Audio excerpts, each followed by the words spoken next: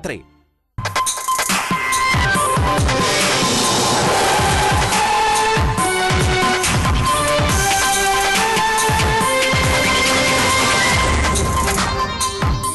È stato fermato dalla polizia sotto shock con le mani e i vestiti sporchi di sangue l'aggressore dell'uomo davanti all'ospedale dell'Angelo, un 32enne rumeno accoltellato, è ancora in rianimazione.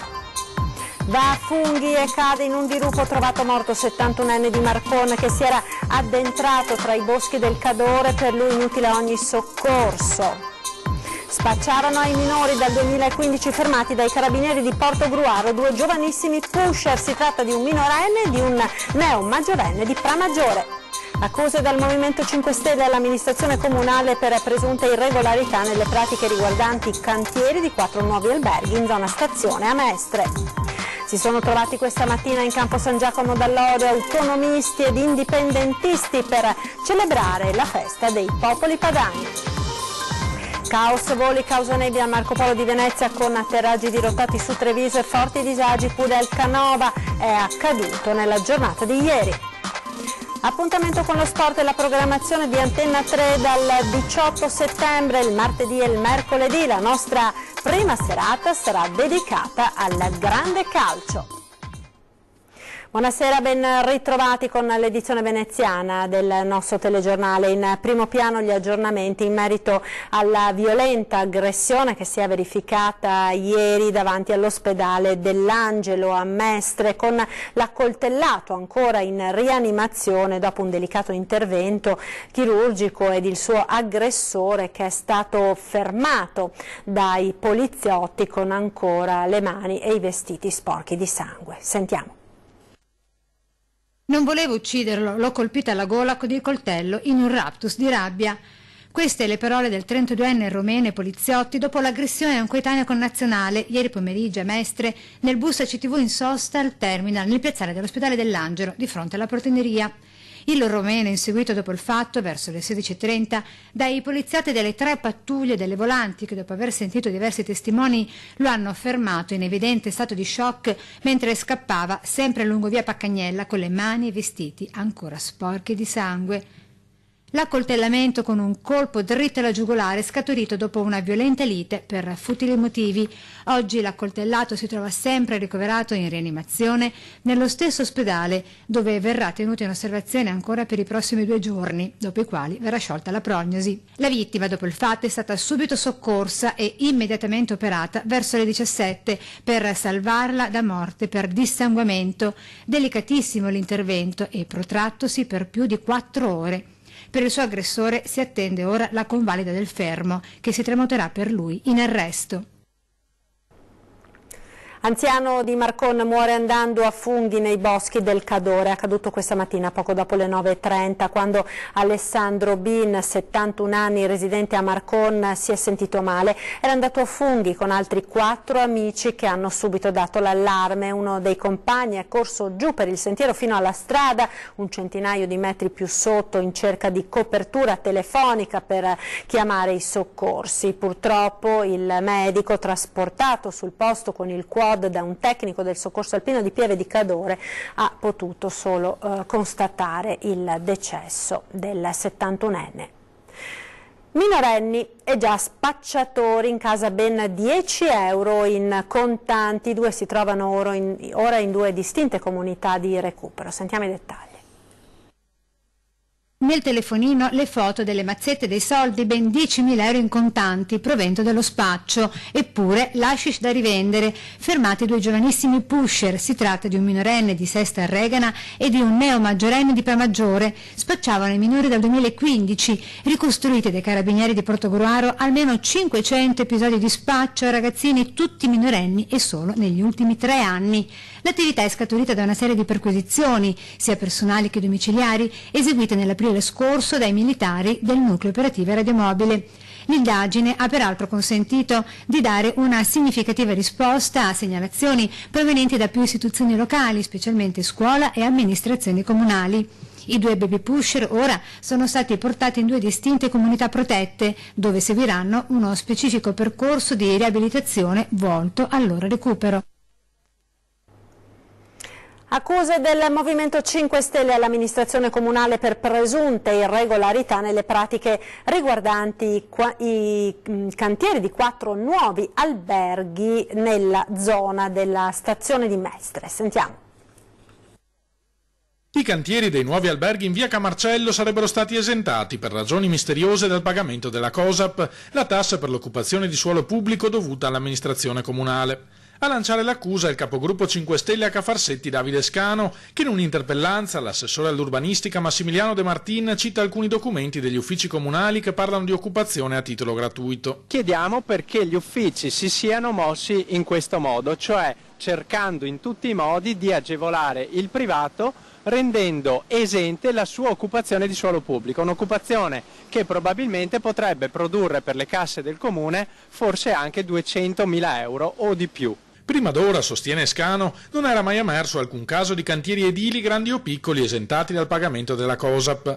Basti pensare ai recenti lavori per l'M9 e per le 2 strutture ricettive già terminate sempre in zona stazione. Ognuno di questi ha dovuto pagare alcune centinaia di migliaia di euro a tale titolo. Forse l'amministrazione vuole aiutare in tutti i modi l'insediamento di queste nuove strutture alberghiere, anche a costo di non fargli pagare le tasse e a danno di tutti i piccoli esercizi alberghieri, tutti i bed and breakfast che invece sono sempre più in crisi proprio grazie a questa concentrazione di camere e posti letto in stazione. Il progetto dei nuovi alberghi in zona stazione è da tempo al centro delle critiche del Movimento 5 Stelle e non solo per questioni di tasse. Stiamo intasando le strade, non gestiamo i flussi a Venezia e cerchiamo di attirare sempre più turismo povero. Questo è il disegno dell'amministrazione Fucsia.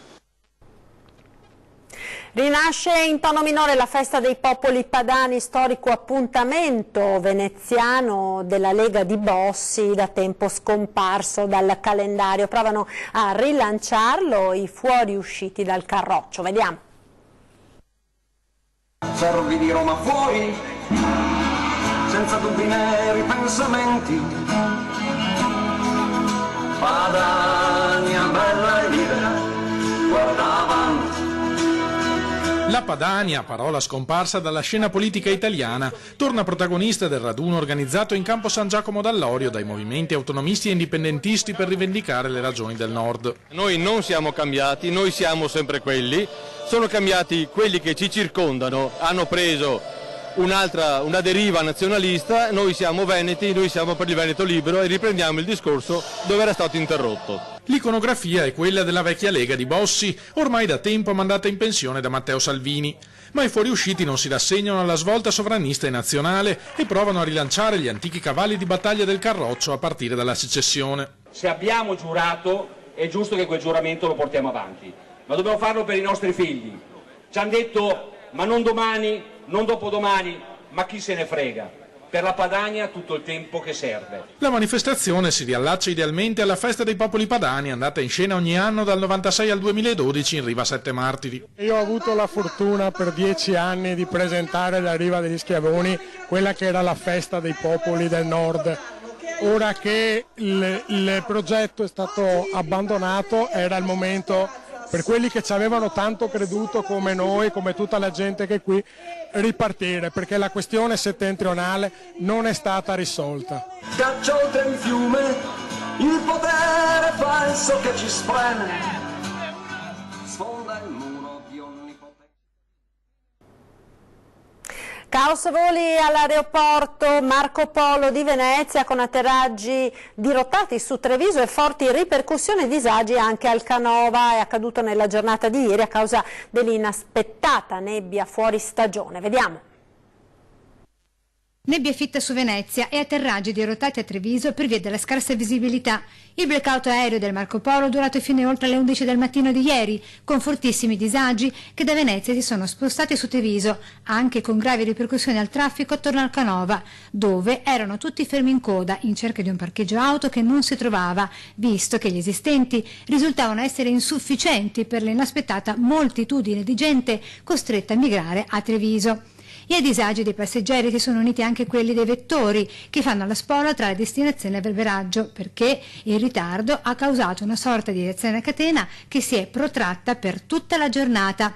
A protestare i passeggeri del volo Catania-Venezia di Volotea dalle 19.15 alle 23 doveva ancora arrivare, con centinaia di passeggeri in attesa, tra i quali anche anziani in carrozzine e bambini.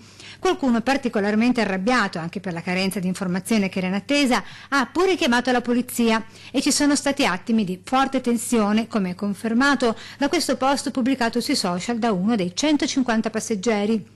Come loro furiosi anche i passeggeri di altri voli che si sono ritrovati nelle stesse condizioni, con i disagi causati sempre dalla mancanza di informazioni. A tutti è stato chiesto di portare un po' di pazienza in attesa che la nebbia si diradasse. Vero è che il caldo torrido di queste ore che ha causato la nebbia fuori stagione è previsto anche per tutta la prossima settimana, con picchi di temperature nuovamente fuori scala, vale a dire che non è escluso che ci possano essere mattinate fotocopia a quella di ieri. Meglio saperlo con anticipo. La scomparsa di fatto delle municipalità in seguito alla riorganizzazione avviata dalla giunta Brugnaro ha avuto, secondo il Partito Democratico, pesanti ripercussioni sulla vita di centinaia di associazioni cittadine. Sentiamo.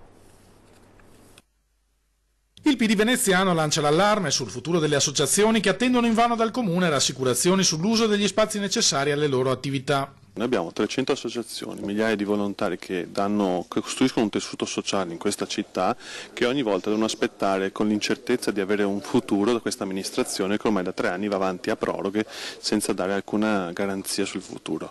Devono aspettare a avvisare i loro bambini iscritti se possono o non possono cominciare l'attività.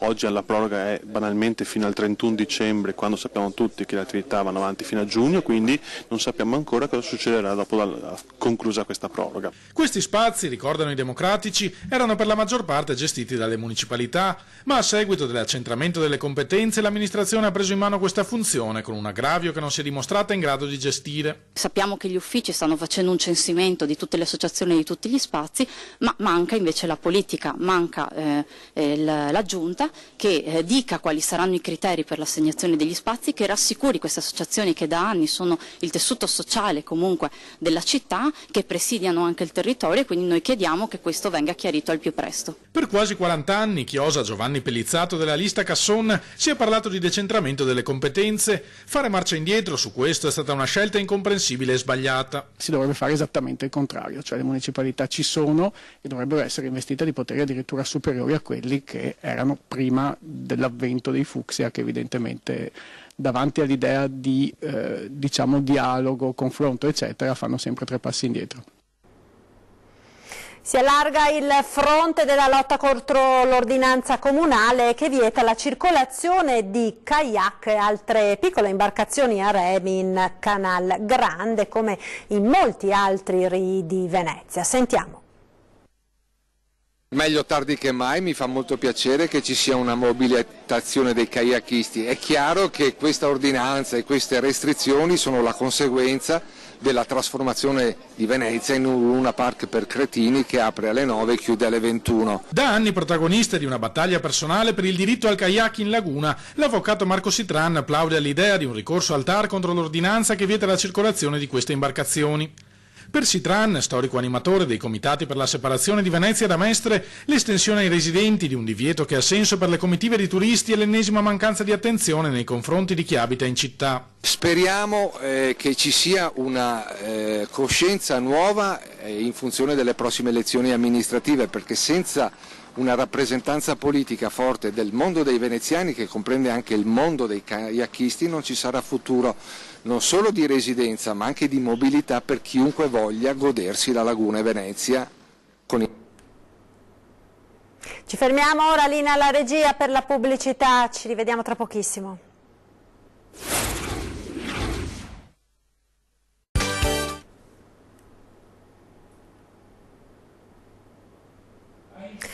Ed eccoci nuovamente in diretta con l'edizione veneziana dei nostri telegiornali. Proseguiamo con la cronaca, in particolare con un progetto che ha coinvolto molti ragazzi disabili. Ve ne abbiamo parlato già ieri sera, l'estate inclusiva del litorale del Veneto, con un importante progetto finanziato dalla Regione e dall'ULS 4 del Veneto orientale. Oggi vi raccontiamo il mare visto per la prima volta direttamente dalle voci dei protagonisti. Sentiamo. Eccoli mentre salutano con la mano. Sono i protagonisti del progetto Inclusione Spiagge Venete, mentre a bordo della loro barca a vela dalla laguna si stanno dirigendo verso il mare, in quel di Jesolo, persone con disabilità fisiche e sensoriali di vario genere, con Maria Chiara e il suo racconto del mare. Il mare mi è piaciuto tantissimo, sono felice. Per la prima volta sono stata in barca con i miei amici di IPD e questo per me è stata una emozione più grande. Poi c'è Daniele, nei suoi occhi ancora il bagliore del sole. Il mare è bellissimo, il mare è unione e regattare sul mare è il massimo per la nostra, è una delle cose più importanti per noi perché è un'esperienza importantissima. Che non ci è permessa in molti casi. Ragazzi disabili di diverse associazioni venete, con molti di loro che sono saliti in barca per la prima volta, arrivando a toccare il cielo mentre vogavano in canoa, sempre per la prima volta. Ragazzi che hanno potuto usufruire di acque finalmente accessibili grazie a tutta una serie di servizi ricreativi attrezzati e organizzati appositamente per loro, per sentirsi tutti uguali nel vento. Avere a disposizione delle realtà praticamente che non hanno mai visto il mare e sentire le loro emozioni è una cosa che a me ha toccato veramente molto profondamente. Progetto questo della Regione Veneto nel nome dell'inclusione sociale e turistica, che racconta del grande viaggio della vita e di come attraverso le asperità si possa arrivare a toccare le stelle, perché, scrive Tiziano Terzani, la fine è l'inizio. Lo racconta Matteo Giommo di Biancade, la soddisfazione e la fierezza di essere protagonista della propria vita, che poi è quella di tutta una nazione. A fine mese parto per i mondiali di tennis tavolo e si svolgeranno nell'isola di Madeira in Portogallo e vado a rappresentare la maglia azzurra d'Italia. Ed ora un importante appuntamento con la programmazione di Antenna 3, perché da martedì la nostra prima serata sarà dedicata al grande calcio. Inizia la partita! Difesa a 4! Professore, gioca! Dovreste farli fuori senza tanti... Il grande calcio su Antenna 3 tutti i martedì e mercoledì a partire dal 18 settembre. La Champions League torna in TV. Qui Studio a voi Stadio, l'attesissimo programma storico, coinvolgente appuntamento di informazione sportiva arriva in prima serata su Antenna 3. Dopo 20:10 e l'edizione flash del TG del Veneto, il miglior calcio europeo torna in televisione con i commenti delle partite, le emozioni, l'entusiasmo dei tifosi e le immancabili polemiche. In studio, nella popolare trasmissione, tantissimi ospiti, grandi firme delle maggiori testate sportive nazionali, ex calciatori, allenatori, commentatori, campioni, per una serata tutta dedicata al grande calcio, con cronaca e commenti dei più importanti avvenimenti calcistici della settimana. Si parte dunque martedì 18 settembre con un appuntamento che ci accompagnerà ogni martedì e mercoledì per tutta la stagione. Ed è tutto il meteo per domenica, grazie per essere stati con noi, arrivederci.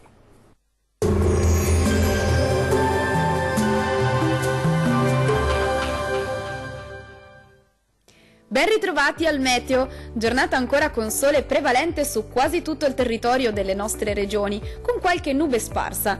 Ma vediamo il dettaglio. Sul Veneto il cielo si presenterà oggi sereno o poco nuvoloso. Qualche addensamento potrà interessare i rilievi alpini e prealpini specie durante le ore pomeridiane, ma senza particolari conseguenze. Diamo uno sguardo alle temperature. le minime saranno comprese tra 17 e 20 gradi. I valori massimi risulteranno invece oscillanti tra 24 e 29 gradi.